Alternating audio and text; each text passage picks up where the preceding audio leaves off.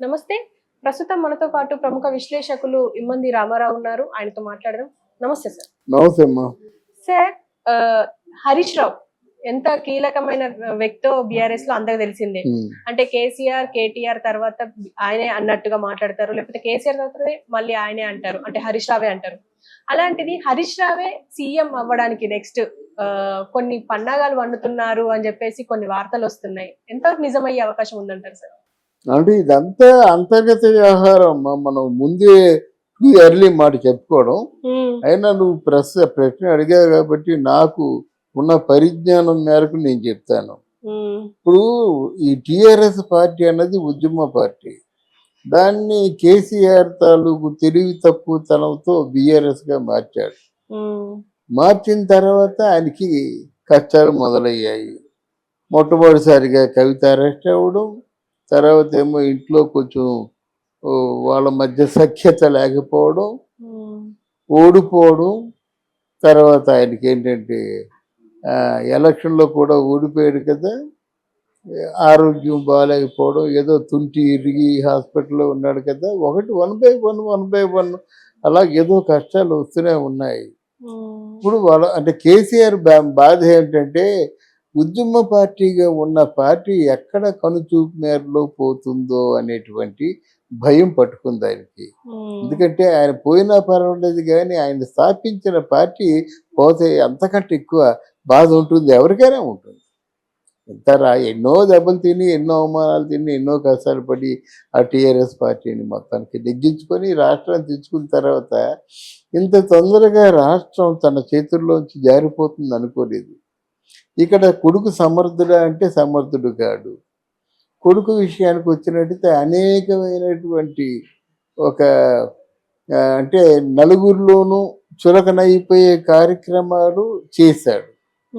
ఆ phone tapping కావచ్చు, లేకపోతే ఇంకెవరితో స్నేహాలు కావచ్చు, వాళ్ళ మారిన విధంగా డబ్బులు ఖర్చు పెట్టవచ్చు, కొన్ని హోటల్స్ బుక్ చేసేసుకోవడం, కొన్ని రిసార్ట్స్ బుక్ చేసేసుకోవడం, ఇలాంటివి. అంటే వయసులో ఉన్నాడు కనుక ఆయన కొంచెం అంటే ప్రత్యర్థుల కళ్ళల్లో పడే కార్యక్రమాలు కొన్ని తెలుసో తెలియకో నిర్వహించాడు. ఇప్పుడు ఆయన మీద సాఫ్ట్ కార్నర్ ఉండదు. ఆయనకి ఇచ్చిన బాధ్యతని బాగా నిర్వహించాడు, కానీ ఆయన క్యారెక్టర్ బిల్డప్ విషయంలో కొంచెం దెబ్బతిన్నాడు. అంటే ఎవరికైనా క్యారెక్టర్ ఉందా అంటే లేదు అని సిగ్గుగా చెప్పేయచ్చు, కానీ ఈయన ఏంటంటే మాంసం తిన్నాడు, బొమ్మికలు కూడా మెడలో కట్టుకున్నాడు. అందువల్ల ఇప్పుడు కేటీఆర్ని కొంచెం తీసి పక్కన పెడదాం. ఇప్పుడు మీ ఉద్యమ పార్టీలో ఉన్న ఏకైక నాయకుడు ఎవరు? హరీష్ రావు. ఆయన చేతి కింద ఎప్పుడు అంటే సంయుక్త రాష్ట్రాలుగా ఉన్నప్పుడు ఆయన చేతి కింద ఎప్పుడు ఒక 70 మంది ఎమ్మెల్యేలు ఉండేవారు. ఇప్పుడు కూడా ఉండేవారు అన్నమాట. అదే కదా కేసీఆర్ భయం. అందుకే కదా హరీష్ రావుని ఎడంగా పెట్టాడు. అది ఆయన ఆ భావంతోనే కేటీఆర్ కూడా హరీష్ రావుకి ఏంటంటే హరీష్ రావు పార్టీ పగ్గాలు ఇచ్చినట్లయితే నేను ఉండను అని పేచి పెట్టాడు. పార్టీ పగ్గాలు కేటీఆర్కే ఇచ్చాడు. తర్వాత పార్టీ నిర్వహణ బాధ్యతలన్నీ కవితకి అప్పచెప్పాడు. ఆవిడ లేదు. అంటే ఇక్కడ బెటర్ వ్యక్తి ఎవరంటే కవితనే మనకి ఇప్పుడు అర్థం అవుతుంది. ఇక్కడ కేటీఆర్ నిర్వహించలేని పరిస్థితి. అనూహ్యంగా కాంగ్రెస్ పార్టీ వచ్చింది. వచ్చిన తర్వాత నెక్స్ట్ ఎలక్షన్స్ అంటే నా బోటు ఏం చెప్తాడు, వచ్చే ఎలక్షన్లో కాంగ్రెస్ పార్టీ కూడా ఉండదయ్యా, బీజేపీ పార్టీ ఉంటుంది అని చెప్తారు. ఇప్పుడు మనమే చెప్పుకున్నాం కదమ్మా, వచ్చే ఎలక్షన్స్ లో మనకి బీఆర్ఎస్ పార్టీ కనిపించదు, వీళ్ళిద్దరి మధ్య టగ్ ఆఫ్ వార్ ఉంటుంది. దాంట్లో బీజేపీకి వనరులు ఎక్కువగా ఉన్నాయి, బీజేపీ పార్టీ అధికారం చెలాయించగలదు, కేంద్రం ఈలోగా కొన్ని నిధులు ఆ పార్టీ పేరుతో విడుదల చేస్తుంది కనుక ఆ పార్టీకి రాను రాను క్రేజ్ పెరిగే అవకాశాలు ఎక్కువ కనిపిస్తున్నాయి. వీళ్ళు ఇప్పటి నుంచి జాగ్రత్త పడితే తప్ప అంటే ఎన్నికల్లో మాత్రం నిలబడడం కష్టం. వీరికి ఉన్న అడ్వాంటేజ్ ఏమిటంటే రాష్ట్రం తెచ్చిన పార్టీగా ఎప్పుడూ కూడా కేసీఆర్కి, హరీష్ రావుకి ఆదరణ ఉంటుంది. కొన్ని తప్పులు జరిగిన పార్టీగా మీరు పార్టీలోకి వచ్చినప్పటికీ ఎప్పటికీ మీకు ఎవరు ఊహించని విధంగా ఆస్తులు పెరిగాయి కదా, అది మీకు మైనస్ పాయింట్ అవుతుంది. ఈ రెండింటినీ బేరీజ్ వేసుకొని సమతుల్యంలో నాయకత్వం వహించవలసిన బాధ్యత హరీష్ రావుకు ఉంటుంది. అండ్ హరీష్ రావు ఇప్పుడు ఒక పన్నాగం పన్నుతున్నారు, కావాలనే ఎమ్మెల్యేలని కార్యకర్తల్ని బయటకి పోయేలా చేస్తున్నారు, బీజేపీలో పార్టీని కలిపేస్తారు అని చెప్పేసి, అంటే బీఆర్ఎస్ ని బీజేపీలో కలిపేస్తారు అని చెప్పేసి కూడా మంత్రాలు జరుగుతున్నాయని అంటున్నారు. ఆ బీఆర్ఎస్ లో కలపరమ్మా, ఎందుకంటే కష్టపడి సాధించుకున్న తెలంగాణ పార్టీని బీజేపీలోకి ఎలా కలిపేస్తారు, అది నా డౌటే.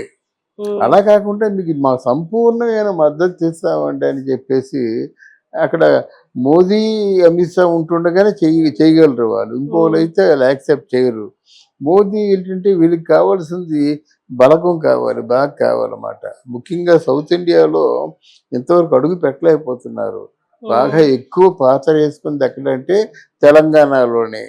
అక్కడ కూడా 8 సీట్లే వచ్చాయి, ఎక్కువ రాలేదు. అంటే వచ్చాయి అంతకుముందు ఒకటే. అందువల్ల వాళ్ళతో విలీనం చేసేదానికి ఏముంది, విలీనం చేసేదానికి వీళ్ళు నెగ్గవలసిన అవసరం లేదు, నెగితే కలవలసిన అవసరం లేదు.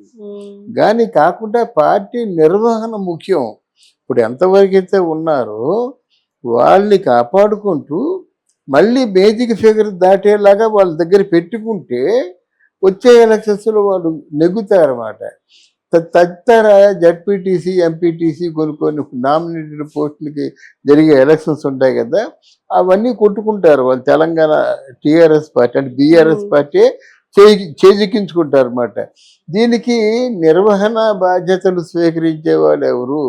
కేసీఆర్కి వయసు అయిపోయింది, కేటీఆర్కి అంత ఓపిక లేదు, కవిత జైల్లోని చూస్తుందో రాదో తెలియదు. ఇంకా మిగిలింది హరీష్ రావు.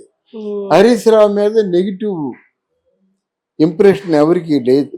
హరీష్ రావు మంచివాడైన అభిప్రాయం ఉంది. హరీష్ రావు మాట వింటారు. ఇప్పుడు కూడా హరీష్ రావు చెప్పు చేతల్లో ఉన్న వాళ్ళు ఒక 20-30 మంది ఉంటారు అన్నమాట. అందువల్ల హరీష్ రావు కూడా ఉద్దేశం ఉండొచ్చు బహుశా. ఎందుకంటే నెక్స్ట్ సీఎం ఎవరికో ఎందుకు ఇస్తారు, ఆయనే సీఎంగా ఉంటాడు.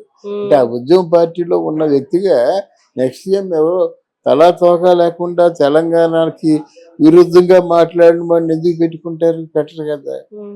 అలాగే తెలంగాణతో సహకరించిన పార్టీకి ఎందుకు ఇచ్చుకుంటారు? ఎవరు కదా. మంచో చెడ్డో మనమే దీన్ని నిర్వహిద్దామన్న ఆలోచనతో మాత్రం హరీష్ రావుకి రాబోయే ఎలక్షన్స్లో కానీ ప్రస్తుత ఈ రేవంత్ రెడ్డిని ఎదుర్కోవడంలో కానీ ప్రధానమైన పాత్ర ఉంటుంది. ఇంకెవరు ఎదుర్కోలేరు. ఒక హరీష్ రావుని, ఒక రేవంత్ రెడ్డిని హరీష్ రావే ఎదుర్కోగలడు.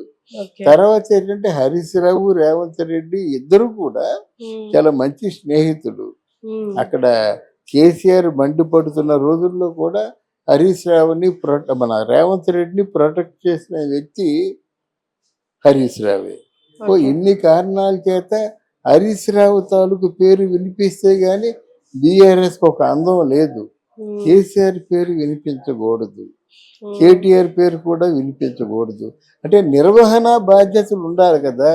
మీటింగ్లో మాట్లాడడం కాదు, అర్ధరాత్రి అపరాత్రి ఎప్పుడో చెయ్యాలకి ప్రాబ్లం వచ్చిందంటే ఆదుకునే మనిషి కావాలి. కానీ మళ్ళీ ఒక వారం 10 రోజుల తర్వాత కల్పించంటే అది నిర్వహణ భారం కాదు. అట్లాంటి వ్యక్తి హరీష్ రావు కనిపిస్తున్నాడు కనుక సంపూర్ణమైన పార్టీ మీద హక్కులు హరీష్ రావుకి ఇవ్వచ్చు. హరీష్ రావు ఈలోగా రేవంత్ రెడ్డిని ధైర్యంగా అసెంబ్లీలో కానీ బయట కానీ ధైర్యంగా ఎదుర్కొనేటువంటి అవకాశం వస్తుంది. చిన్న ఎగ్జాంపుల్ చెప్తా. ఒక 3 మాసాల ముందు హరీష్ రావు అమరవీరుల స్తూపం దగ్గర రైతు బంధువులు ఇచ్చినట్టయితే నేను రిజైన్ చేస్తా అన్నాడు. ఆయన ఏమన్నాడు, రైతు బంధు ఇస్తాను నువ్వు రిజైన్ చేస్తావంటే అలాగే అన్నాడు. తర్వాత ఇప్పుడు ఏం చేస్తున్నారు, ఆగస్టు 15 వరకు టైం ఇచ్చారు.